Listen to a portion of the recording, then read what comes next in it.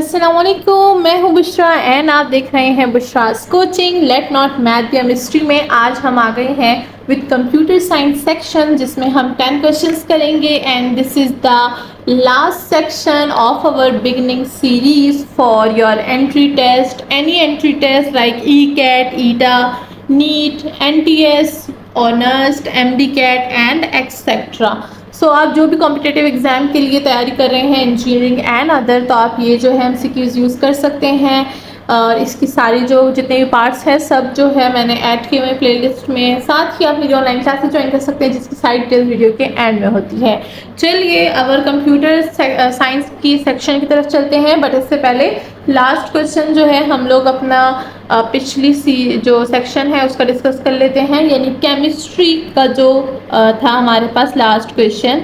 तो chemistry section जिन्होंने देखा है उसमें क्वेश्चन नंबर 10 का करेक्ट ऑप्शन क्या था? करेक्ट ऑप्शन जो था वो था हमारे पास ऑप्शन नंबर बी, यानी AU is the chemical sample for gold.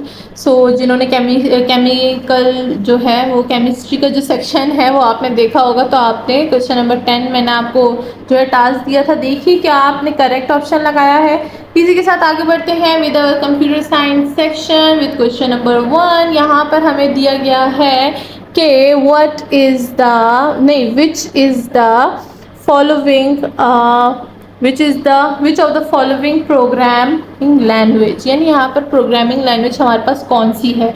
सबसे पहले हमें ऑप्शन नंबर ए दिया गया है HTTP, HTML, पाइथन, और हमें दिया गया है URL। ठीक है, सो सबसे पहले हम लोग जो है अपने सारे ऑप्शंस की बात कर लेते हैं। तो वो हमारे पास जो HTTP है ये हमारे पास कोई लैंग्वेज नहीं है, दिस इज़ द प्रोटोकॉल।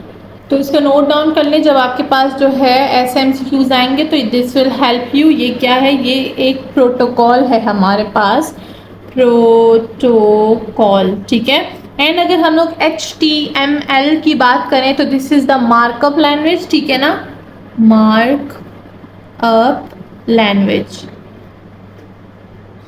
और अगर हम लोग पाइथन की बात करें तो this is the programming language use for various applications. ठीक है, ये क्या है? प्रोग्रामिंग लैंग्वेज है। और अगर हम लोग URL देखें तो this refers to a web source. ठीक है ना, वेब सोर्स। सो यहाँ पर हम लोग क्या बोलते हैं कि प्रोग्रामिंग लैंग्वेज बताएं, तो वो क्या है? वो है option number C, Python. Python जो है पाइथन जो है वो हमारे पास प्रोग्रामिंग लैंग्वेज है, एंड बाकी का भी मैंने यहाँ पर बता दिया, तो अपने पास जो है नोट डाउन कर लीजिए, this will help you a lot. इसी के साथ हमारा option number C is the correct option for question number 1। So question number 2 is what does CPU stand for? This is very basic, हमें पता होना चाहिए। Central processing unit, central program unit, central power unit, central process unit. So यहाँ पर हमारे पास correct one कौन सा है? Option number A is the correct one, कि हमारे पास CPU क्या करता है? सेंट्रल प्रोसेसिंग यूनिट होता है। तो यहाँ पर काफ़ी ज़्यादा ऐसे स्टैंड फॉर आते हैं कि हम कंप्यूटर में कौन सी चीज़ किस चीज़ को स्टैंड करती है, और वो सारी एक जैसे दिखते हैं। दिस इज ए प्रोसेसिंग और प्रोसेस। ठीक है, सेंट्रल प्रोसेस और सेंट्रल प्रोसेसिंग, इस पर कन्फ्यूजन हो सकती है, इस तरह ध्यान से इसको जो है आपने करेक्ट ऑप्शन पे क्लिक करना है। ठीक है, सो question number 3, which of the following is a type of volatile memory? यहाँ पर हमारे पास 4 ऑप्शन है, रोम है, SSD है, HDD और RAM है हमारे पास। सबसे पहले हम लोग रोम को देखेंगे, व्हाट इज रोम? तो रोम जो है वो हमारे पास रीड ओनली मेमोरी है। ठीक है, और ये हमारे पास एक नॉन वॉलेटाइल मेमोरी है, नॉन वॉलेटाइल आती है हमारे पास। ठीक है ना, सो हमारे पास नॉन वॉलेटाइल मेमोरी है। और अगर हम लोग इसकी खासियत की बात करें तो ये हमारे पास किस चीज़ की खासियत रखती है? ये खासियत रखती है कि ये जो है स्टोर करती है फेमवेयर और permanent instruction that do not change. वो चीज़ें जो चेंज नहीं होती, ठीक है ना, ये उन चीज़ों को रखती है। तो मैं जो बोल रही हूँ अपने पास ज़रा जो है इसको थोड़ा सा बुलेट्स के फॉर्म में लिख दिया करें। और जो है ये रिटेन करती है data even when the power is turn off, ठीक है ना। ये हमारे पास इसका डेटा जो होता है वो चल रहा होता है अगर ये हम लोग अपना कंप्यूटर पावर ऑफ भी रखें, ठीक है। तो रोम इस चीज़ का काम करता है। और अगर हम लोग SSD की बात करें तो ये स्टैंड करता है सॉलिड स्टेट ड्राइव को, ठीक है। और ये भी एक नॉन वॉलेटाइल मेमोरी है। और अगर हम लोग इसके फंक्शन की बात करें तो ये एक long term storage of data है, offering faster access time than traditional hard drives like HDDs, ठीक है ना। सो हमारे पास इसका फंक्शन कुछ इस तरह से होता है। और अगर हम लोग HDD की बात करें, this is the hard disk drive, ठीक है। हार्ड डिस्क ड्राइव है जो कि यूज़ होता है for long term storage of data on rotating magnetic disk, ठीक है ना। एंड जो हमारे पास रैम है, तो रैम हमारे पास क्या होता है, ये होता है रैंडम एक्सेस मेमोरी, ठीक है, जो कि एक वॉलेटाइल मेमोरी है यूज़ फॉर टेम्पररी स्टोरेज, ठीक है ना। ये क्या होती है, टेम्पररी स्टोरेज के लिए यूज़ होती है हमारी रैम, ठीक है। और ये जो है ये हमारे पास एक वॉलेटाइल मेमोरी होती है। So our correct option is RAM, random access memory is the volatile memory. So what is the binary equivalent of the decimal number 10? Is that 1010 or 1100, 1001 or 1011? So we have 4 choices and हमें क्या करना है, हमें करना है convert करना है इस डेसिमल नंबर को इन बाइनरी नंबर्स, ठीक है ना। तो अब इसको कैसे करते हैं, इसको हम लोग क्या करते हैं कि 10 को हम लोग ने तब तक जो है वो डिवाइड करते रहना है जब तक उसका क्वोशंट जो है वो क्या आ जाए, वो ज़ीरो ना आ जाए, ठीक है। सो लेट्स सी कि हमारे पास जो है वो क्या नंबर आएगा, ठीक है। तो सबसे पहले अगर हम लोग जो है वो 10 को अगर हम लोग 10 को डिवाइड करें, ठीक है, डिवाइडेड बाय 2, सबसे छोटा नंबर 2, तो हमारे पास क्या बचेगा, रिमाइंडर 5, ठीक है। अगर हम लोग 5 को डिवाइड करें 2 पे तो हमारे पास रिमाइंडर क्या बचेगा, रिमाइंडर बचेगा हमारे पास 1।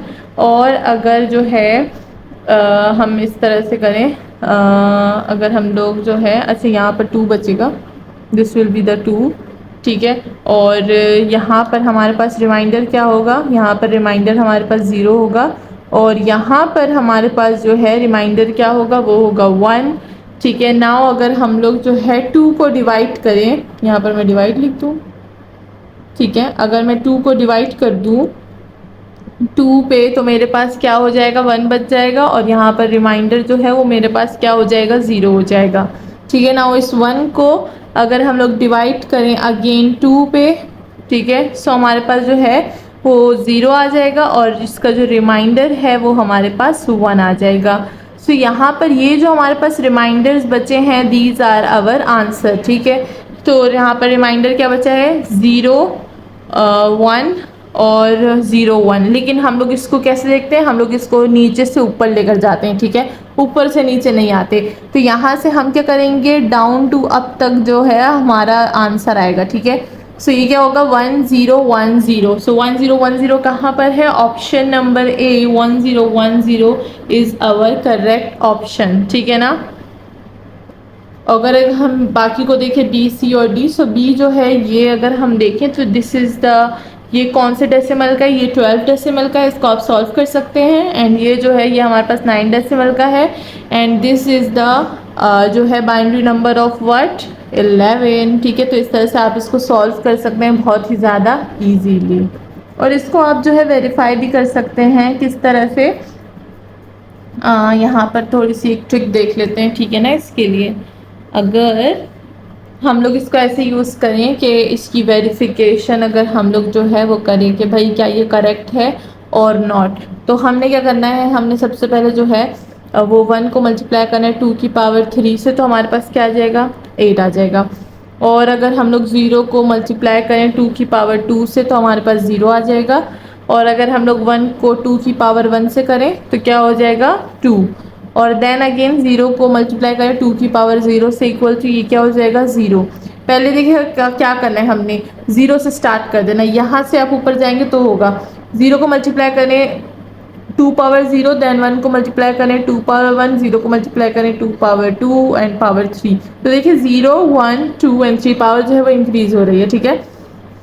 सो ये जो है ये हमारे पास क्या है, ये हमारे पास अप में आएगा, ठीक है ना। इसको हमने अप में यूज़ करना है कि 1 0 1 0 और पावर यहाँ से लेना है 2 0 1 2 3, ठीक है ना।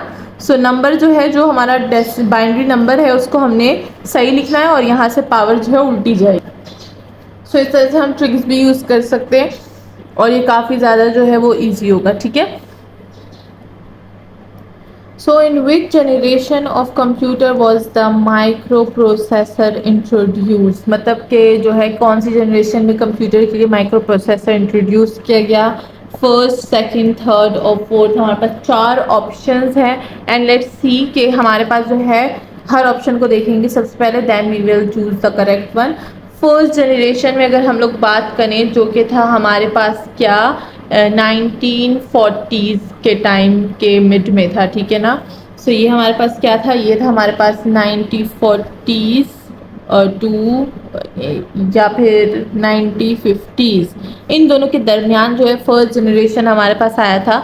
जो कि कौन सी टेक्नोलॉजी थी, वो टेक्नोलॉजी थी कि वैक्यूम ट्यूब्स की for security and manage magnetic drums for memory, ठीक है ना। ये वाली टेक्नोलॉजी इंट्रोड्यूस की गई थी। अपने पास लिखिए फर्स्ट जनरेशन में कौन सी टेक्नोलॉजी यूज़ की गई थी, vacuum tubes for security and manage magnet drums for memory, ठीक है ना। और ये जो है कब थी, 40s और 50s के दरमियान में इंट्रोड्यूस की गई थी, ठीक है ना। अगर सेकेंड जनरेशन की बात करें तो ये 1950s से 90s 60s तक जाता है, ठीक है। और यहाँ पर जो हमारे पास टेक्नोलॉजी थी वो किस चीज़ की थी, वो थी ट्रांजिस्टर्स। इन ट्रांजिस्टर्स जो थे वैक्यूम ट्यूब्स में थे, ठीक है ना। सो ये वो वाली टेक्नोलॉजी, तो यहाँ पर जो है वो थोड़ा सा लिख देते हैं। यहाँ पर क्या था, यहाँ था vacuum tubes for security and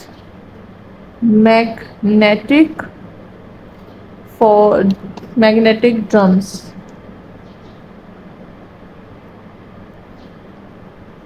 for memory, ठीक है। ये वही टेक्नोलॉजी थी ना। अगर हम लोग 1950 से 1960 यानी सेकेंड जनरेशन की बात करें तो इसमें जो हमारे पास टेक्नोलॉजी थी वो थी transistors instead of vacuum tubes, ठीक है ना। अगर हम लोग थर्ड की बात करें तो थर्ड जनरेशन में जो था वो हमारे पास कहाँ से कहाँ तक जाता है, वो 1960 से जाता है अप टू 1970 तक का जो है हमारा थर्ड जनरेशन जाता है। और इसमें जो है हमने ICS इंट्रोड्यूस किया था, ठीक है। ICS जो कि है हमारे पास इंटीग्रेटेड